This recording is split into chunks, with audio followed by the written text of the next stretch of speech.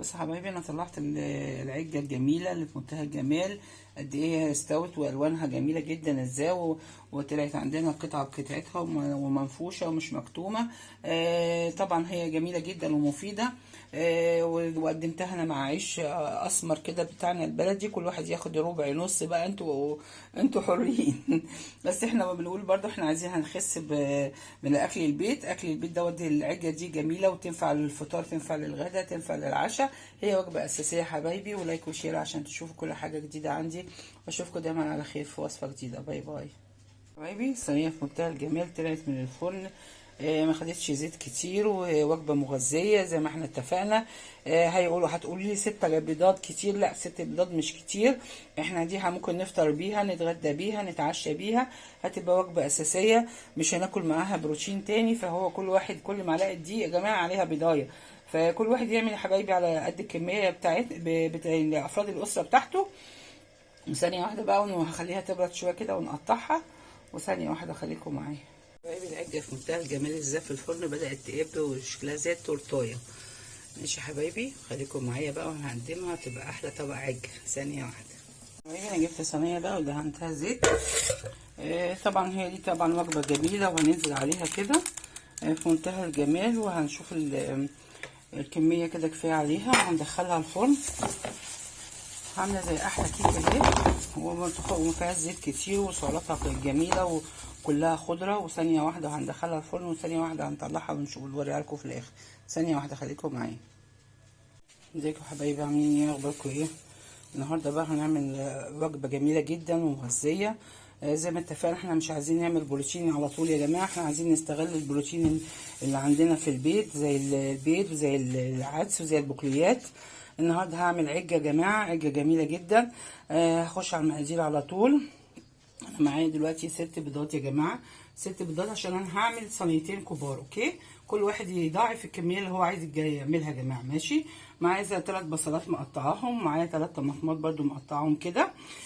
كل دول 6 معالق دقيق يا جماعه، كل بيضه هتاخد معلقه دقيق. اوكي، ومعايا فلفل سبايسي ومعلقه توم كبيره.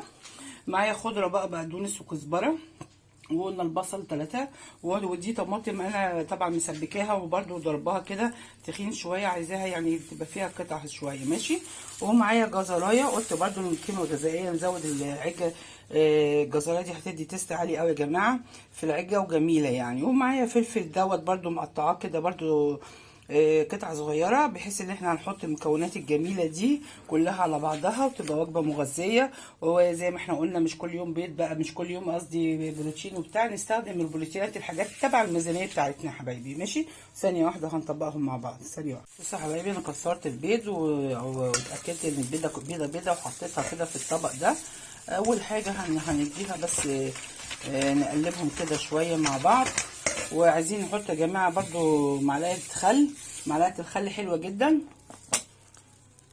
اي معجنات اي حاجه يبقى لازم نحط لها معلقه خل مع معلقه بيكنج باودر، عشان العجينه يعني تنفش معانا وتبقى كويسه. ماشي يا حبايبي، هنحط بهاراتنا الجميله دي بقى، ننزل على البيض كده.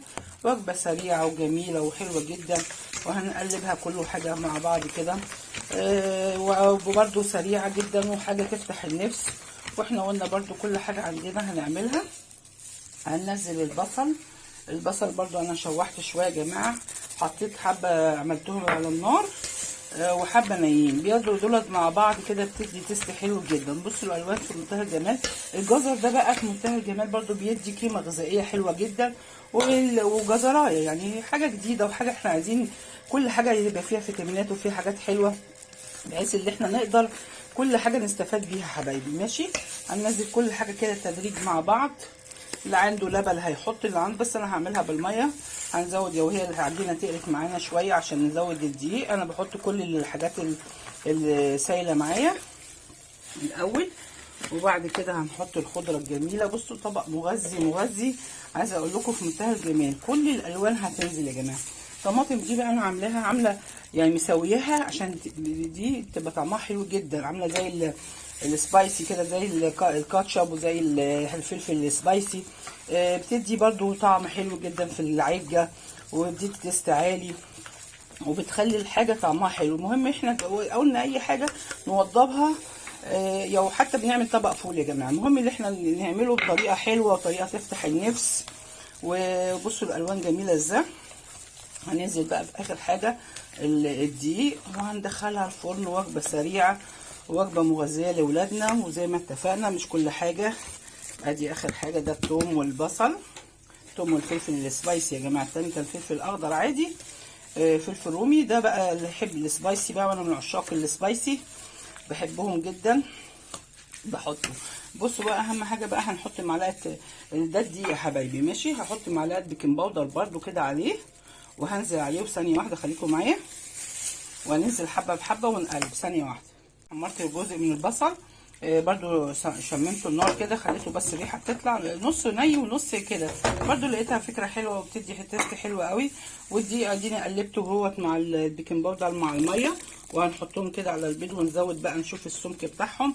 اللي لو عايزه ميه اوكي، ومش عايزه ميه يبقى نشوف يعني خفيفه تقيله نقدر نتحكم فيها حبايبي. دي عامله زي البشاميل اللي هي الخفيف شويه ماشي حبايبي. بصوا الالوان تجنن ازاي بقى مع الجزر بقى مع البيض. اكله جميله وحرشه، وحببها لاولادنا، ومليانه فيتامينات. واحطها في الصينيه وادخلها الفرن، وثانيه واحده خليكم معايا، وفاصل وهواصل.